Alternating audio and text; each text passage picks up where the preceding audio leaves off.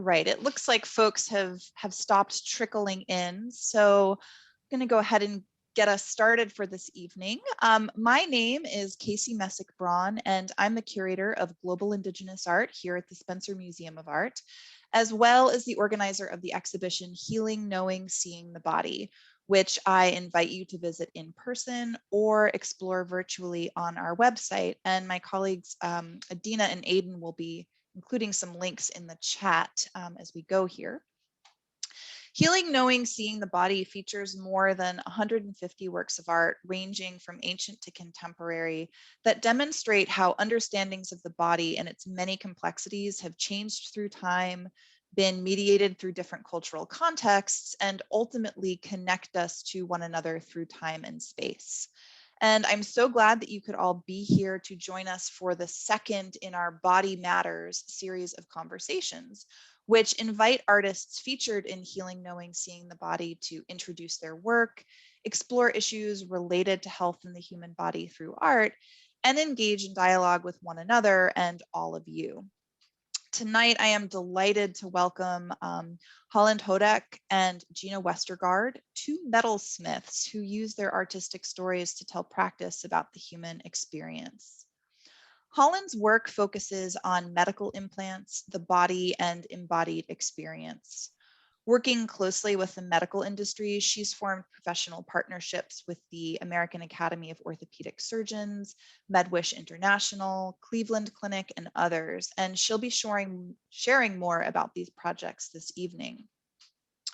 Her work has been exhibited at numerous museums and galleries around the world, including the Museum of Modern Arts and Design in New York, where she was a finalist for the inaugural Burke Prize. She's a former John Michael Kohler Arts Industry resident, was the 2014-2015 visiting artist in residence at the University of Iowa, and has also participated in residencies in Morocco and Berlin. She holds an MFA from Syracuse University, a BFA from the University of Wisconsin-Stout, and is currently an assistant professor and art gallery director at Nazareth College in Rochester, New York. Gina Westergard creates functional objects that help us connect with and relate to the rhythms of life and death, including funerary urns and reliquaries. She's received numerous fellowships, including from the Mid-America Arts Alliance National Endowment for the Arts, as well as numerous Jurors Awards, most recently in 2019 from Craft Forms, the International Juried Exhibition of Contemporary Fine Craft.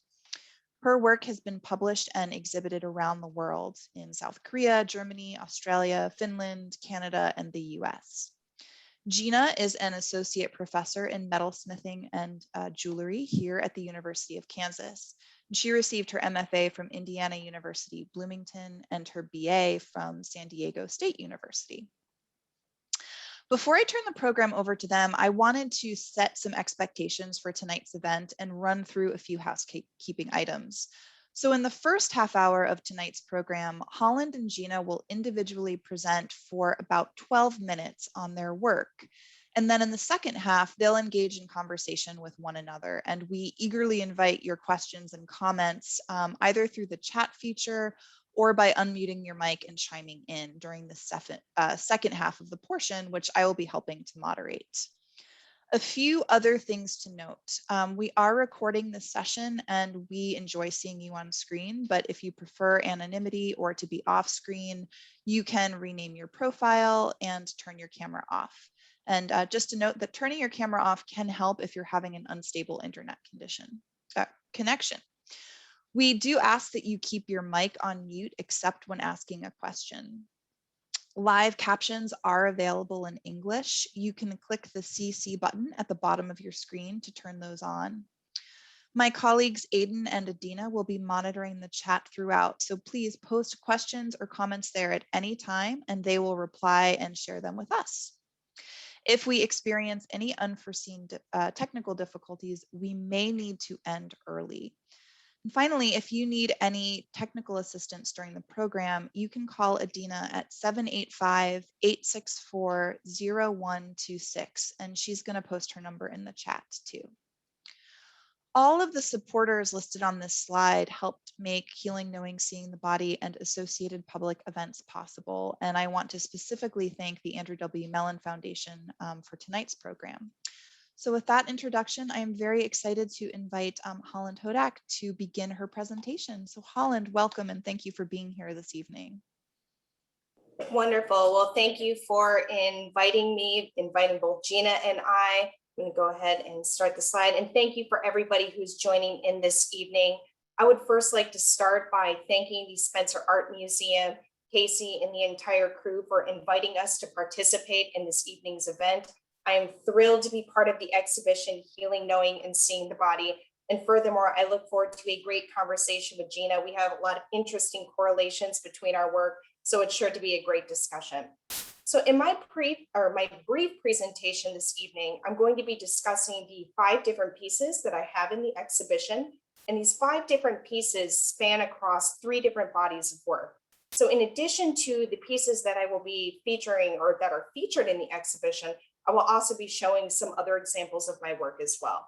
I do think that it is important to note that right off the bat, my work, because I was a competitive gymnast growing up, I really learned a lot of physical capabilities of my body.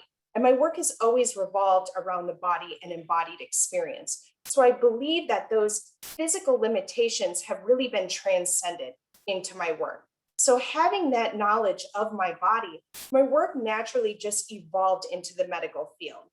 But before I started creating medical implants, I was creating these different devices for the outside of the body that would either reconfigure, alter, or morph the body into alternative positions. And these apparati were for the outside of the body. So it just made sense for me to go from making work for the outside of the body to really diving inside of the body, specifically when my work started to take on more of a medical aspect, as shown with my image on the right. So it just made sense for me at this point in time to start reaching out to doctors, to orthopedic surgeons, to schedule studio visits. And over the years, I started forming numerous medical partnerships, as you mentioned in the introduction, the American Academy of Orthopedic Surgeons, Cleveland Clinic, MedWish International, and no joke, through these partnerships, they actually donated hundreds upon hundreds of different medical apparatus and devices for me to gain influence from or to build my work from. For example, hip replacements, shoulder replacements, heart valves, stents, to even implants such as breast implants, penile implants, urethra implants. The list really goes on to surgical tools, to prosthetics. So yeah, you could say that my studio is definitely filled with body parts. But receiving these donations was really important to my work, not in the sense that I would utilize them in the work itself. Well, in some case scenarios, I have done so, but mainly to use them as inspiration to build my work from. Now, of course, granted, you can hop online and look at medical implants all day, but to me, there is a big difference in actually being able to interact with a tactile object. So again, receiving these donations was really crucial to all of my work. So on that note, I would like to introduce the first couple of pieces that I have in the exhibition, and they are from my Of a Particular Kind series, which is my second implant series. And the first piece in the exhibition is titled Spinal Disc Replacement, Mr. Chalmers. So in general, medical implants are powerful objects. They have the power to heal and restore the body. There's always going to be a high demand for these highly prized objects. And it was really for that reason that I was drawn to them as subject matter. Furthermore, as a metalsmith and with regard to contemporary adornment, I aim to challenge the preconceived notion of what is considered jewelry and how and where it can actually be worn on the body. I have always been fascinated by the history of jewelry and metalsmithing, not only that it dates back thousands of years, but I find a very interesting correlation to how human beings historically adorn their bodies with bones or teeth, whether it be for status, wealth, spiritual belief, or protection, to now actually adorning the body with medical implants. So this series is a modern take on that notion, and I aim to glorify these highly powerful objects. They are meant to heal and restore the body by prolonging life, and I see them doing so as inner adornment for the body. And that concept is actually a reoccurring theme throughout all of my work.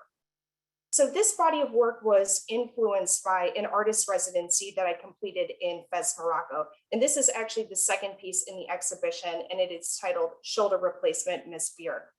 So inspired by that residency, I started to incorporate Arabic and other Islamic patterns into my work for a number of reasons. Number one, I just find their aesthetic beauty to just be absolutely incredible.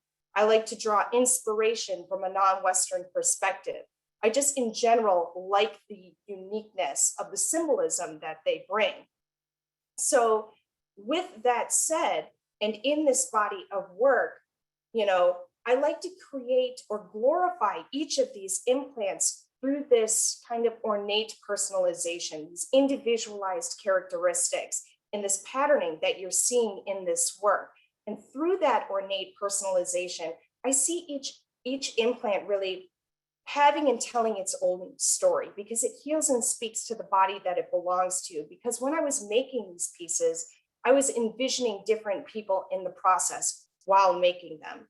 Another reason why I started to incorporate these different patternings into this body of work is also a commentary on where the medical field was actually going with designing medical implants, because the medical industry has been designing implants that have very porous surfaces to them, or positive and negative spaces, kind of when you're looking on this slide here. So once implanted into the body would actually grow and fuse into the implant itself. Again, creating more of that personal narrative between the implant and the body itself.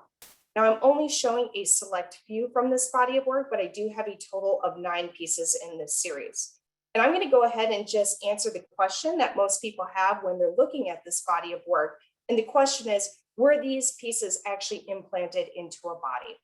And to answer that question simply, no, they were not actually implanted, because I hand fabricated them out of sheet copper and then they were nickel plated. However, they are anatomically correct, and based off of all of the donations that I received from my medical partnership, even down to the actual size and to the weight of the object as well. And generally speaking, with this body of work, it is meant for us to be reflecting on our own bodies, but also for us to empathize with others that go through these traumatic experiences or going through these surgeries in their life.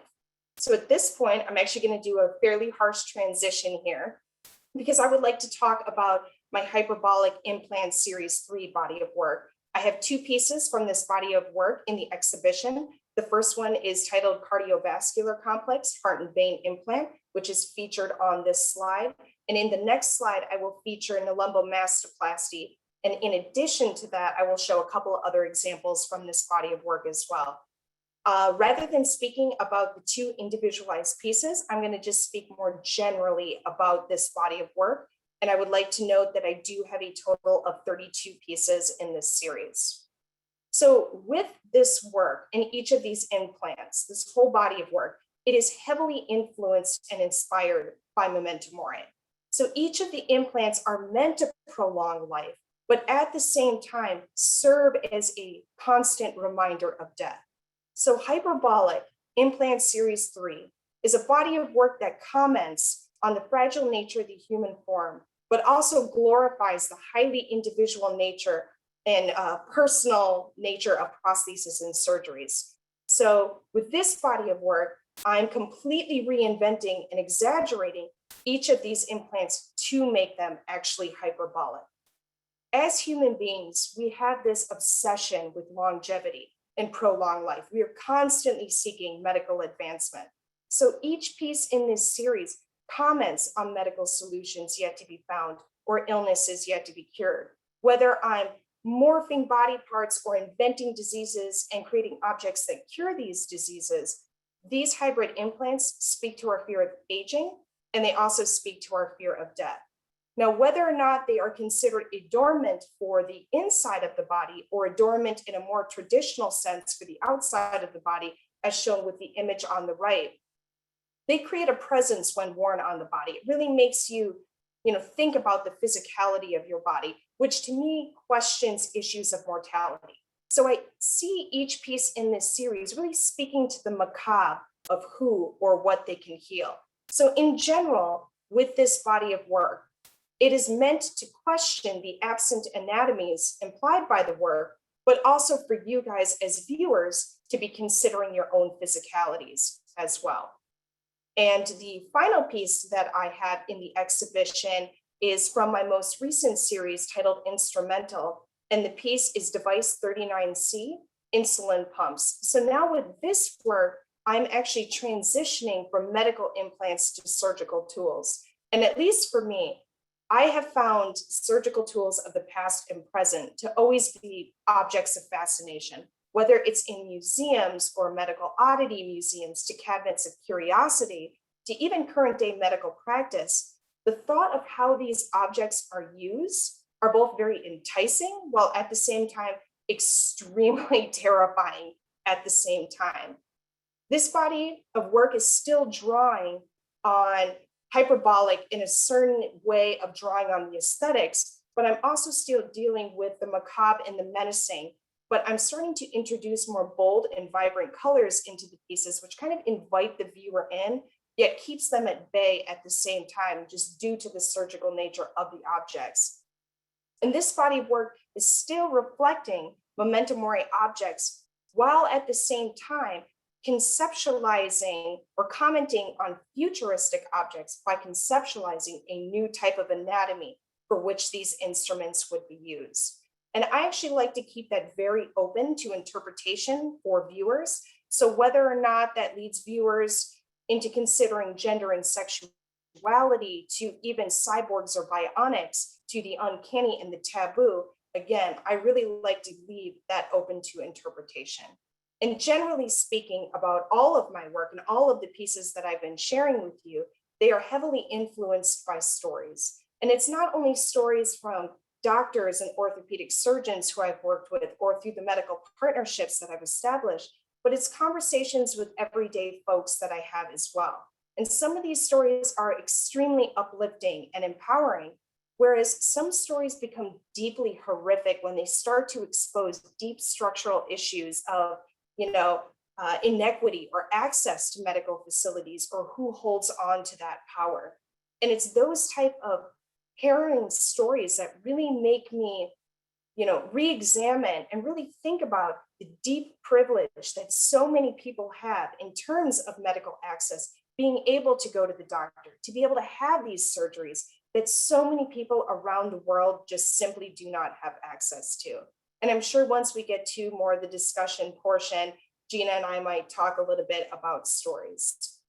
So in conclusion, 9 out of 10, whether a friend or a loved one, we all know somebody who's gone through a surgery or who has an implant. They are very relatable objects. To me, these objects really express and show how fleeting life is. To me, they embody life and death. So medical implants, they are powerful objects. They do have the power to heal and restore the body. They speak to a moment in someone's life, to an experience. They represent privilege, but at the same time, desperation and hardship as well.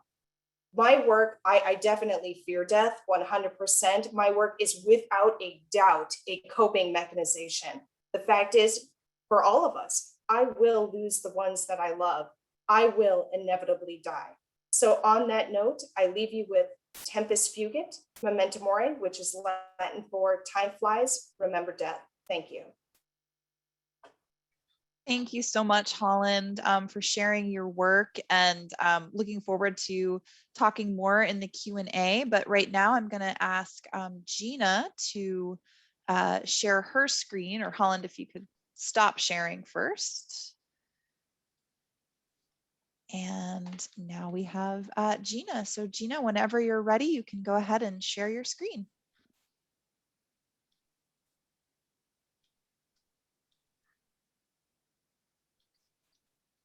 Okay, thank you.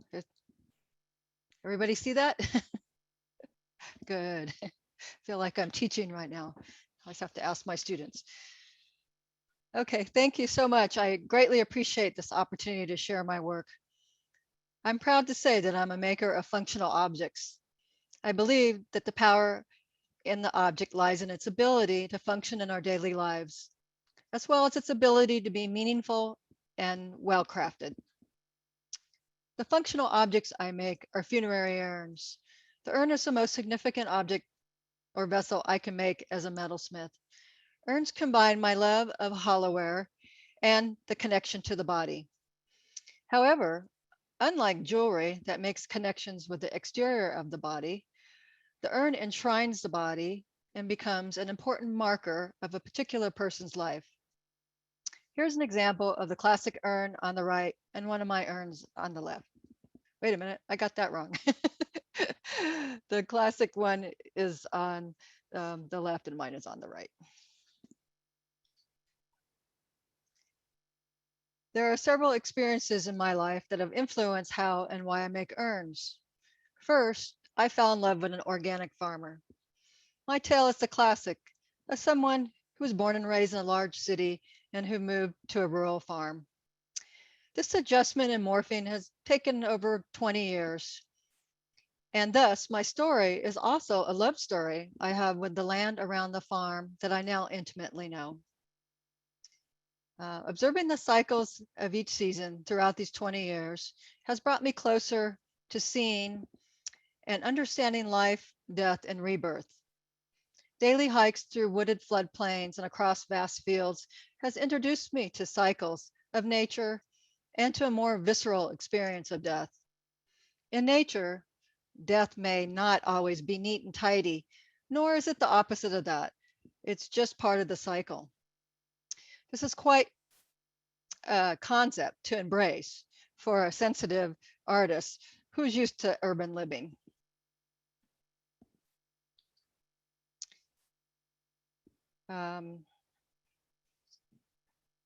So around the same time I moved to the farm, I've traveled to northern Italy.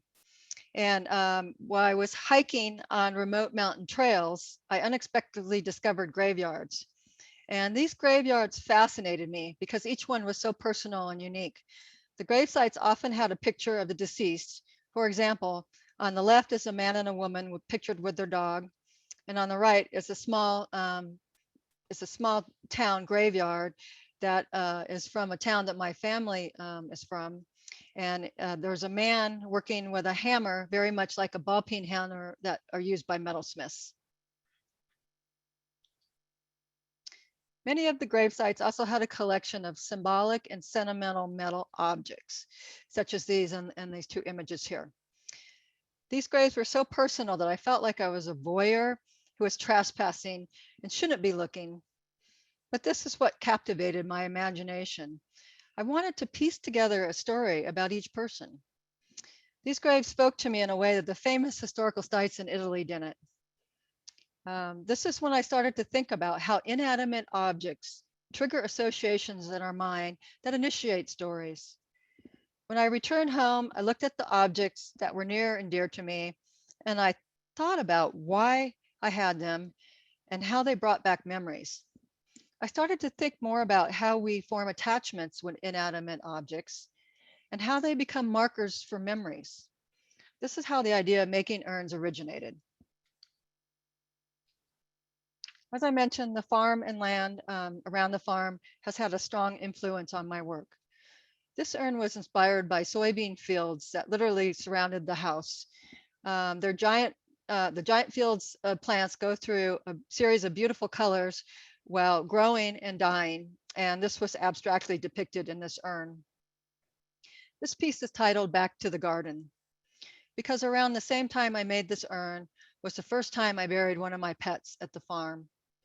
I carefully chose a place to bury him next to our garden. This was a new experience for me, and it ended up being very cathartic. The act of physically digging the grave and lovingly placing him in the ground helped me process my loss. It's a simple act that most of us don't experience anymore. And like the sad but healing experience, I wanted my urns to be able to bring some comfort and joy in a time of sorrow. My pet wasn't placed in the urn, but influenced part of my process of making about celebrating life or lives. Having this close connection to the land helped me cope with processing death. I wanted my urns to depict a sense of the energy I feel and see around the farm because nature helped me with my bereavement. I set a taxidermy glass eye in the center of the lid of this urn in the same way a gemstone would be set. This is a tribute to the energy that exists after death. And the definition of energy is purposely left up to each viewer. My use of vibrant colors are meant to be positive and uplifting. My urns are made not to mourn a loss of somebody, but to celebrate a memory of a life and to positively reflect on a particular person. This piece in the exhibition is titled Eclipse. The urn has a double lid. There's a void space that exists between the outside lid and the interior container. So it's this is the void space I'm talking about. When you're viewing the work, this dark space creates this eclipse effect when you move around to view the urn. Death is complex and it's often a difficult subject to address. The poignancy and mystery touch us all, and eclipse is meant to be a metaphor for life and death and whatever lies beyond that. Underneath the bright colors in my urns are copper forms that have been spun on a lathe or that I hand form using a traditional metalsmithing technique called angle raising. Using this technique, vessels are created by hammering sheet metal, flat sheet metal, and you hammer the metal over steel stakes, and you hold the metal at a very specific angle. And this creates the vessel forms that you see with these urns.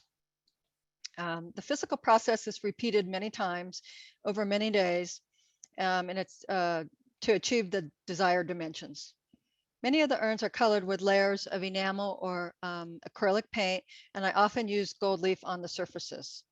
In this piece, I also cast a garlic seed pod, which is in the center right here. I thought it was an interesting form, and it was from our garden, so it was important for me to use that. I usually add a jewelry scale element to each urn. I want the details to be discovered, similarly to how I always am looking and discovering elements from the woods and from the fields at the farm. I hope that the jewelry-like elements bring a sense of contemplation and centering to the viewer.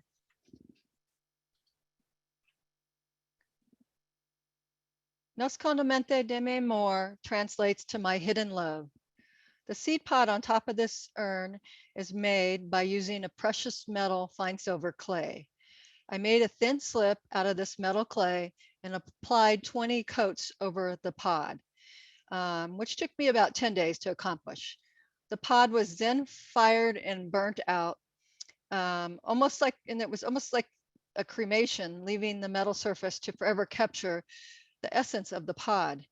The act of transforming the organic and delicate pod into a permanent metal component is similar to how the ashes of the bodies are enshrined and preserved in the urns. This Italian title, Sogno d'Oro, literally translates to golden dreams, which I thought was appropriate for this golden urn. In English, we would say sweet dreams, which becomes a metaphor for death. My work functions as a container for the ashes of bodies, but more importantly, my urns are objects for reflection and spiritual connections that resonate with loss. Abundance. This piece is titled Abundance. It was a piece I made about the difficulties of drought and is also a celebration of abundance, even during difficult times. This urn is now home to the ashes of a dear friend. He also had an abundance of personality, good stories, and generosity, even when he was faced with a critical illness. He was an excellent chef and always loved to share his edible creations and meals with us at these Super Bowl parties he'd throw. Again, he'd make these amazing meals and he'd make these gourmet Jello shots at these parties. And I had never had a Jello shot in my life until I went to one of them, and they were surprisingly palatable. So he had some sort of secret technique on how to get this Jello to solidify, even when they were made out of 190 proof Everclear. So to celebrate his culinary and adventurous talents, I added an antique jello mold to the lid of this urn. So this is the rim of the jello mold, this wavy form here. It's a fun-shaped object that is from the kitchen, and it reminds me of the many memories I cherish about my friend. And I hope that when his family looks at the urn with the jello mold in the lid, it brings back good memories and a little bit of healing. This piece is titled Materia, which is Latin for mother and daughter. It depicts a bond of a mother and a daughter, and is an urn for Skeeter and Jackie, a mother and a daughter who are friends for many years. They live on in my heart, are forever my heroes, and they also adored the color orange. The surviving daughter and sister asked me to be sure to put a little orange in the urn when I made it. So I used the color to radiate a sense of strength and warmth, just as these women had. Sonia de Mare translates to Dreams of the Sea. I believe that everything artists creates in some way are autobiographical. I made the small reliquary after a trip to Belize. I take this trip every few years to return to my other true love, the ocean. I know that when I'm passing from my life, that's what's going to be on my mind, the vast silver blue-green ocean, and I will return to it in my heart. Making my work is literally a time-consuming labor of love. The handmade vessels and intricate details can take up to 3 months to make. Ultimately, with each piece, my goal is to depict a beautiful energy that brings comfort and celebration to the people who place the ashes of their loved ones within. Thank you. Thank you so much, Gina.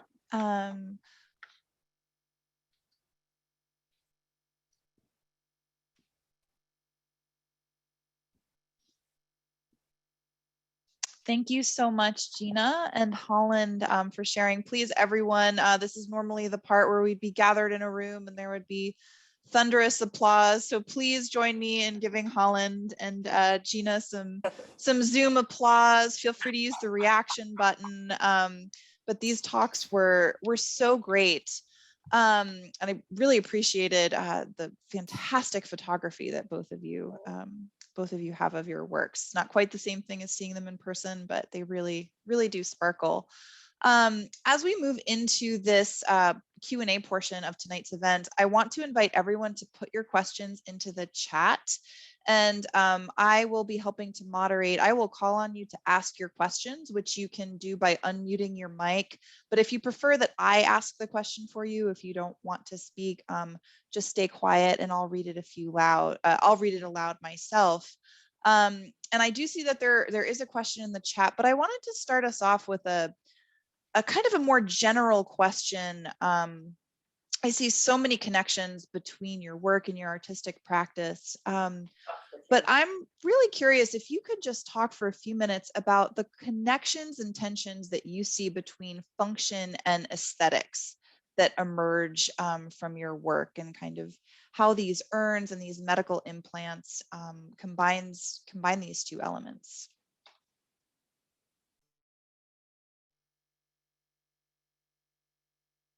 Well, I guess I know that this is not necessarily a question, but one thing that I did note from your presentation, Gina, that I think is an interesting actual correlation between our work is that you are making vessels to contain and enshrine a body, whereas I'm making containers, or not containers, but enshrining implants that actually go inside of the body. So we're both glorifying life and death at the same time, which I think is really fascinating, and how differently both of our works, function around the body.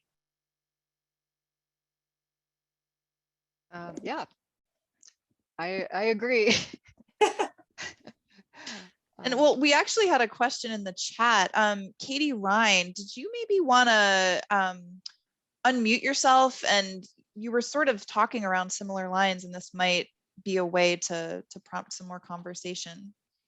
Yeah, thank you you guys so much. This is really, really wonderful. And I'm sure everyone here really appreciates how far you took us in just a short amount of time and all the different things we are thinking through in our own lives and our own bodies and families. And medicine is really about the human condition. I was thinking a lot, and especially in Holland's presentation, about heirlooms. I was thinking about jewelry and heirlooms and the kinds of like things that we hold on to that are passed down, you know, generation to generation. They often have really deep family meanings in them.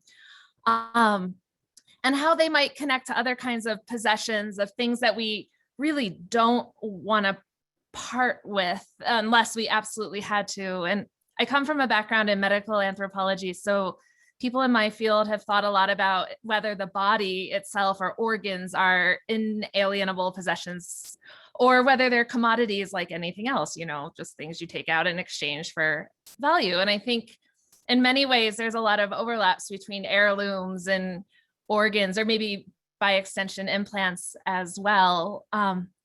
And like looking at these implants, it's almost like you kind of blurred the category between the two in the similar way to Casey's question about, you know, aesthetic and function.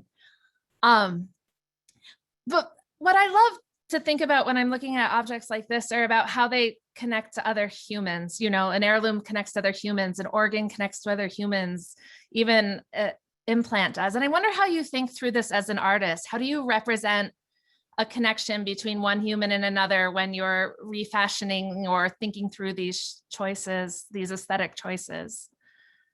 So that's kind of a comment and a question. Wow, that is a loaded question. It's a good one. Most definitely. I think that I could take this in multiple directions. So I guess hopefully, for me, I guess that's where the stories come in that have really impacted and influenced my work, similar to Gina and stories of, you know, friends and loved ones that have passed. So for example, on one of my first slides, I had a hip replacement. It's not in the exhibition, but it's actually titled after my grandmother, who has a love for crocheting. And that's where that patterning was influenced and actually implemented into the piece. Or for example, I don't know if this is, I guess this is kind of an intense story, but it is one that really resonates with me. And this is how I start thinking about the lives of others, or even talking about that sense of privilege that so many of us have in terms of medical aspect. This is probably my most intense story that I think will always stay with me for the rest of my life in making my work, is actually a conversation that I had with an orthopedic surgeon who does a lot of humanitarian trips around the world. And it happened to be down in Panama, and they were there to perform, you know, as many hip replacements as they could within a short time frame. And one of his patients who was receiving a hip replacement informed him that his own mother had had a hip replacement, and that when she had passed, he actually went in and physically removed his own mother's hip because he knew the type of funding and support that he could get for it to help feed his family. So even coming full circle to even thinking about, you know, Casey's question on function and aesthetics, it's all of those details kind of all summed up into one. Or even people feeling that they have these foreign objects, these foreign implants in their body, you know, and all of a sudden maybe being exposed to medical art in a way, or specifically to certain pieces that I might have in an exhibition, how all of a sudden that object doesn't necessarily seem as foreign to them. They can now like self-identify with that object in the body and think about it, not necessarily in terms of how I framed it as adornment, but just like, oh, wow, okay, I actually have this in my body. This is what this object looks like outside of the body. And it's very interesting how people can draw those connections and just seeing, you know, those objects and relating it back to themselves. I know that was kind of full circle. I kind of went all over the place, but I hope that kind of answers that question a little bit. Gina, maybe you could weigh in. Yeah, I think it goes back to when I went on that trip to Italy and I started thinking about the power of an inanimate object because of the memories we have with these objects. And when I came home, I started looking at what objects were near and dear to me. And some of those were heirlooms, you know, they're pieces that my grandmother had, that I had around, that you know, she's Catholic, and I had some pictures from that religion around, and it wasn't so much about the religion, it was about, because they brought back just loving memories of her. And I thought about, you know, being an artist and what can I create, and I think, you know, really my urns are vessels until there's a body that's placed in there, and that body creates, you know, there's an entire lifetime of stories that are created, and that vessel becomes an heirloom immediately, because you have this connection of this body and this vessel, and then you have all these stories. And that's what I thought the power of these urns and reliquaries, that's what I was interested in, is what connections we have as humans that we bring to these objects. And placing a body in an object makes it a really very important heirloom, I think. So that was an interesting question, and I appreciate it. Yeah, that was a really big question. Thank you, Katie. And we have another big question from Tanya Hartman. Tanya, do you want to unmute and ask what you've put in the chat, or do you like me to read it out loud? I can ask it. I don't have it in front of me anymore, but I remember it. Great. Both of you work so intimately with mortality, issues of mortality, and also just the body, which always, of course, brings up death and dying. And I wondered if working intimately with the theme of death and dying, and the vulnerability of the body and ephemerality of the body, if it's changed your own view about your own mortality or about death. I'll mute myself now because I've got dogs. They'll bark.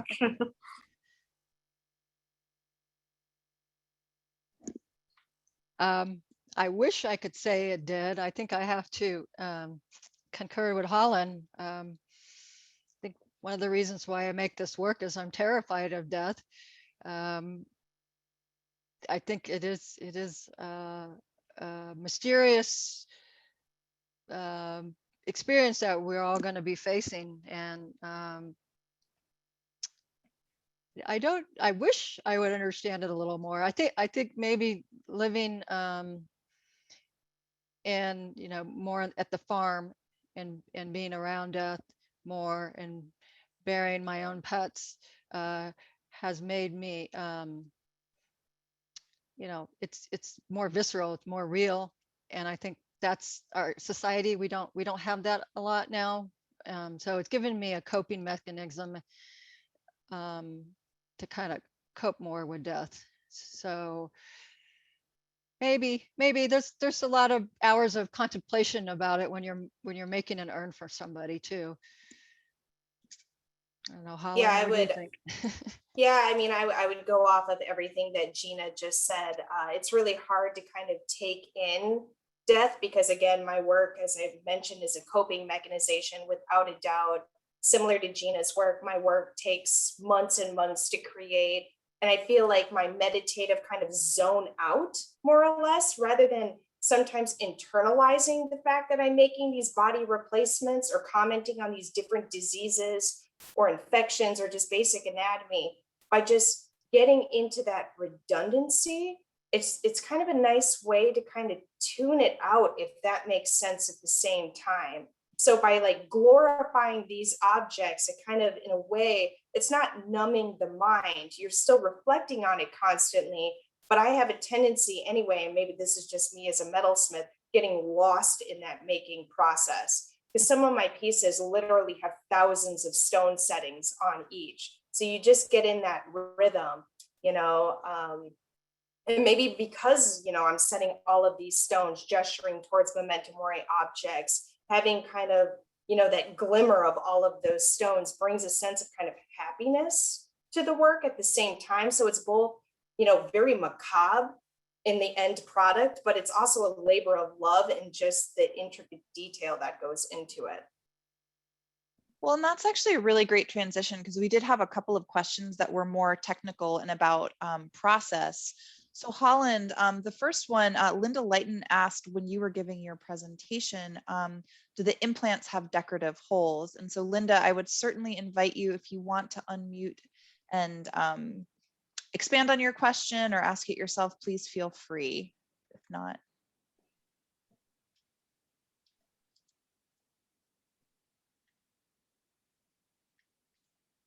Okay, so Linda has asked me to ask it. So I'm thinking that she's asking, do the implants have holes that you're working from? The donations, is that what you meant, Linda? Yeah, I was just, do the original ones have those holes in them, or did you make all that decorative holes? Got it. Yeah, so the implants that were donated to me, I mean, that's a story in and of itself, because that was not something that just came easily. But no, the implants really actually don't have too many holes. The only ones that actually do are for screws that maybe would actually screw into a bone.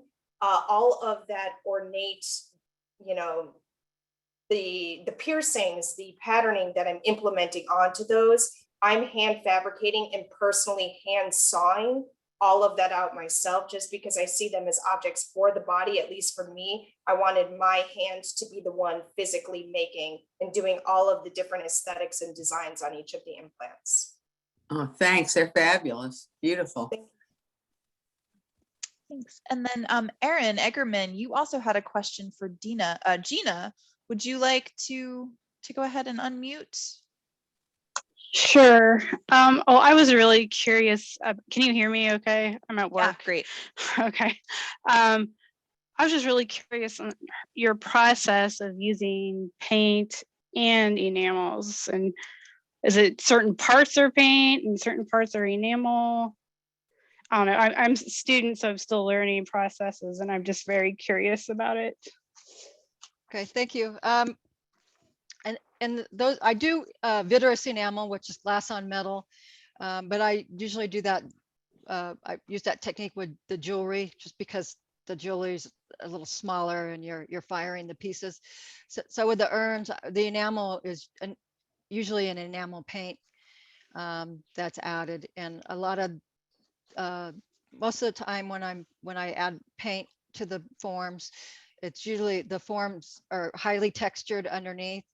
So they're hammer textured, or I use a gel medium that adds texture, and then I add the paint to it, which creates a little more depth. It's you know, there's just kind of you can really go into the surface more and contemplate on the form as kind of more of a meditative form. So and then I do put gold leaf in my work, and I'm not a purist. Oftentimes I'll put gold leaf down and then I'll paint on top of it. So it's taken me many years to give myself permission to do that, but it feels great. So I recommend it to anybody. And can I add one more thing? This is kind of going back to Tanya's question. One time I did a presentation and a student asked me a great question. They asked me, which is your favorite urn, and which urn would you want to be your ashes be put in? So it's kind of like, okay, I'm just in denial about this like everybody else. So I said, I never thought of that before. So I think after that, I did make the little, the reliquary about the Sogno di Mare, the dreams of the sea. So it's very small, so I'm still in denial, but I think I'd put a little bit of my ash in that one if I had to. Thank you. Heather Snay, who's a graduate student, put some really great questions in the chat, and she's gonna hop on here and elaborate a bit more. Yeah, thanks so much for this presentation. Really got so many thoughts flowing for me. And my question specifically was for Holland, and I just think that, you know, these processes, or, you know, talking about these implants as adornments was just so interesting to me. I love that thought process. And especially when considering the kind of invisible interior of the body versus the external body, which of course everyone sees. And so of course, you know, for most patients, these implants are entirely invisible. Not for all, but generally, except for maybe, a scar or surface level impact from the procedure. So, you generally won't see them unless through an X-ray, which I know, at least at Spencer, there's X-rays placed alongside of your pieces. And so I'm just wondering, like, how you may or may not consider that kind of invisible, visible dichotomy in your motivations for creating, creating these objects. And then I kind of had a second question as well, which was, these objects seem like such a beautiful celebration of, the advances of medical technologies. And I'm wondering about kind of the flip side of that. So what happens when a patient perhaps doesn't have the positive outcome they would have desired with the procedure? Or maybe it becomes a different sort of challenge for them. Would you see that changing kind of the aesthetic of these pieces? Or if you had any thoughts on that, I would love to hear that as well. Thanks. Yeah, wow, those are really great questions. And to, I guess, start with the second one, you might have to remind me of the first one. But in terms of the piece that I showed, I believe that I included in this presentation, it's asymmetrical mastoplasty. And that was actually after a conversation that I had with the doctor that's actually commenting on the question that you just asked, is what happens if these surgeries go wrong, right? And how the body either adapts or rejects the implant. I mean, there's so many stories in the news of implants being recalled and having, intense situations in which the body is going to reject them. And this specific doctor, I actually went out to lunch with them. And granted, I'd only had a couple studio visits with this doctor, so we barely know each other. We're out to lunch and she's like, all right, this is good research for you, Holland. Let's go to the bathroom. And I'm like, whoa, okay, where is this going to go? And then proceeded actually to undress, talking about the breast surgery, reconstructive surgery that she had to go through after breast cancer, and actually was talking me through the infection that she had in one of her breasts and how she had to have a saline, because she chose to have reconstructive surgery, actually having that saline pumped into her breast to have it expand, and showing me the bruises and areas in which the body had actually rejected it. So taking that story, that's what made me decide to do asymmetrical mastoplasty and showing those two different sides of those breast implants within that piece. So there's a number of different stories that I take into consideration, specifically with my Hyperbolic series, based on those stories and interactions that I have, with people. So even though, yeah, you might not be able to see the inside of the body, I try and expose through different aesthetics or design techniques or, textures within each of the pieces to kind of signify what these stories represent, or maybe even on a molecular level, what maybe that looks like with inside of the body, to try and bring, that microscopic or cellular level or whatever that infection or disease might be, or cancer that's invading the body, to express that in the surface of the piece as well. So I hope that kind of answers that second part of the question. Absolutely. Yeah. Thank you so much. Yeah. Okay. And did you want to maybe rehash, Heather, the first half of that? Because I know it was a big question in there for Gina and Holland. Oh, yeah. I mean, I think that Holland did get at it, just that, how you kind of consider the invisible and visibility dichotomy between, these internal processes, which I think you kind of got at with kind of trying to bring that out through these objects and represent what would be, an invisible story in a visible way. So yeah, that's what I was getting at. Yeah. Thank you. Great Heather. question. Yeah.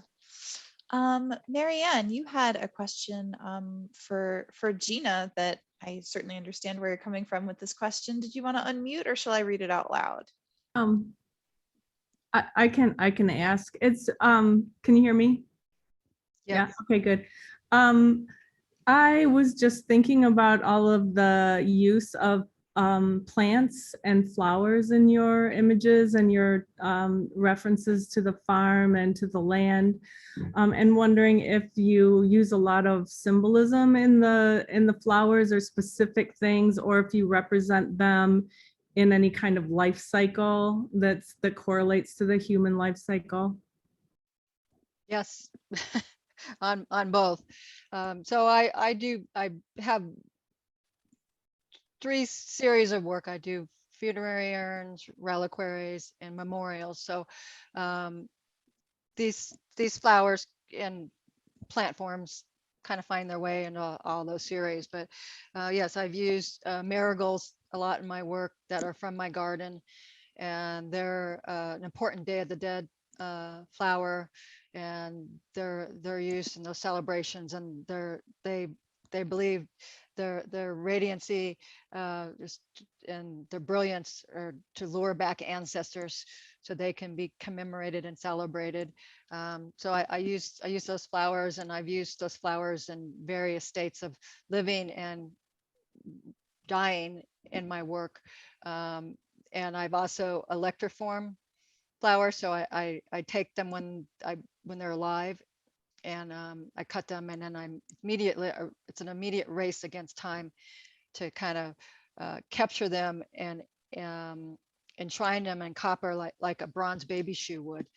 So you could take an organic form and enshrine it, and it becomes encapsulated in copper. So there's a symbolism there to kind of holding something in a place of permanence. But I've used bleeding heart flowers for commemorative pieces. I've also used weeds that, seed pods from weed plants that are in the garden as very symbolic to memorials about animals. I'm always trying to rescue beautiful weeds before my husband's plucking them out of the vegetable garden. So yes, very good question. Thank you. That's great. I think we have time for about one more question, and my colleague Kate Meyer at the Spencer had a prompt for us all. So Kate, you hop in here. So my first reaction I wanted to share, Gina, the piece that you shared, the urn with the Jello mold. I mean, for a variety of reasons, in part because I know you, that was a powerful piece, but also it reminds me of my granny. These are, not normal objects, because who would do this? But, it's a very special personal kind of object because of the relationship I have through it to a person. Meanwhile, my grandma, who's still around, is borderline bionic because she's had so many, limp shoulders and whatnot replaced, but I don't have a connection to those implants at all because I've never seen them. And so in both instances, the object becomes a site of connection between living people who often have really intense feelings about those objects because of what they represent. And so I was just imagining how emotionally intense some of those dialogues might be between you and family members, Gina, or you, Holland, and people who have an implant themselves. And I was just wondering if you would speak to some of how that might be daunting, but how that also might be rewarding.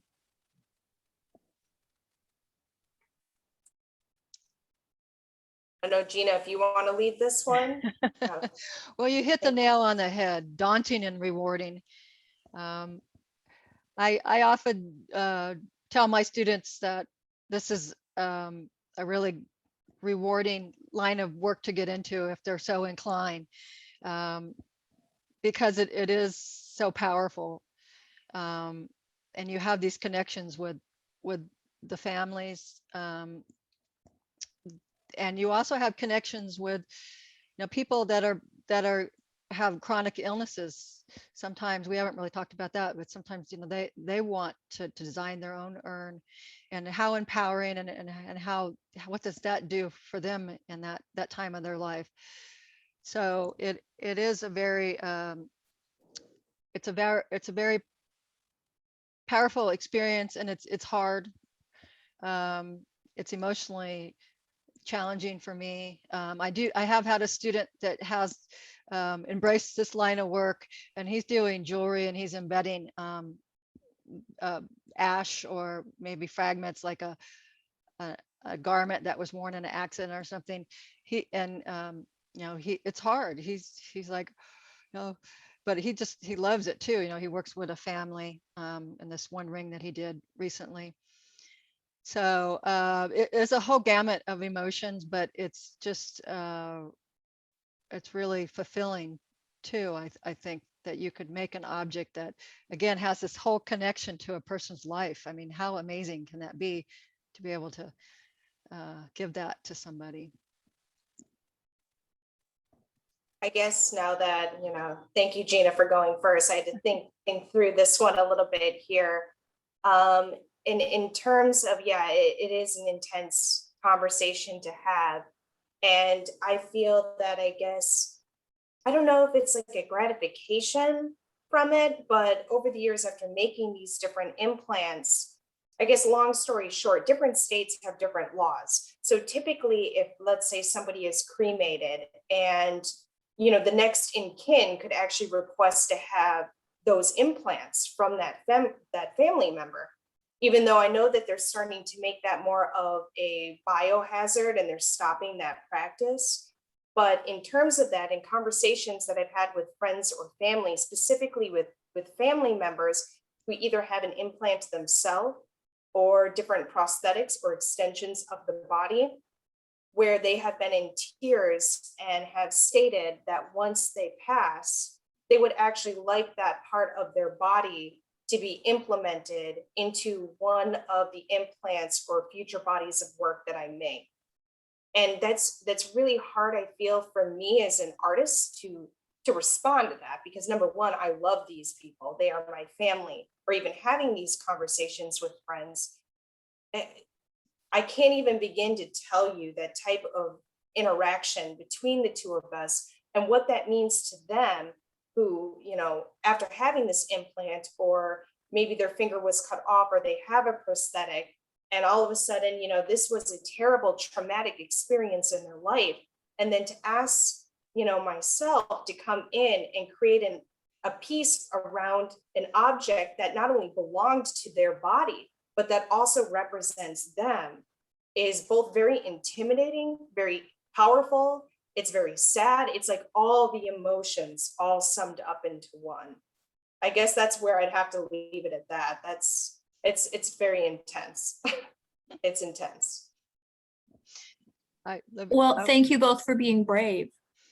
Yeah, I can add, it's also not, well, we've just said it's not easy emotionally to be doing this type of work, but you have to be strong too. I've been turned down on, I've had curators approach me to be in shows, and they're used to the type of work I did, and then they didn't really know what I was doing when I shifted over to the funerary objects, and they uninvited me to shows because it was just too much for them to handle.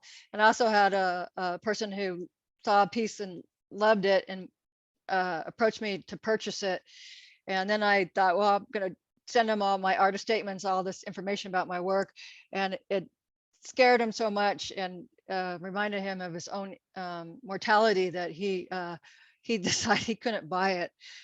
So it's a tough, you have the whole gamut of emotion, and it's different for everybody dealing with these topics. Yeah, kind of a similar case scenario.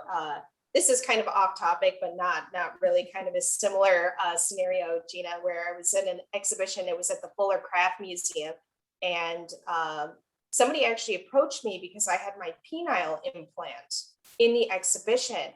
And this just really outraged this guy. Like, he just attacked me and was like, I just find this to be just terrible. How could you even depict this? Why would you even show this? This makes me feel incredibly uncomfortable. And it's like, whoa, I can't believe that this got such a reaction from you. He was fine with the breast implant pieces, but was not okay with the penile implant. That just set him over the edge.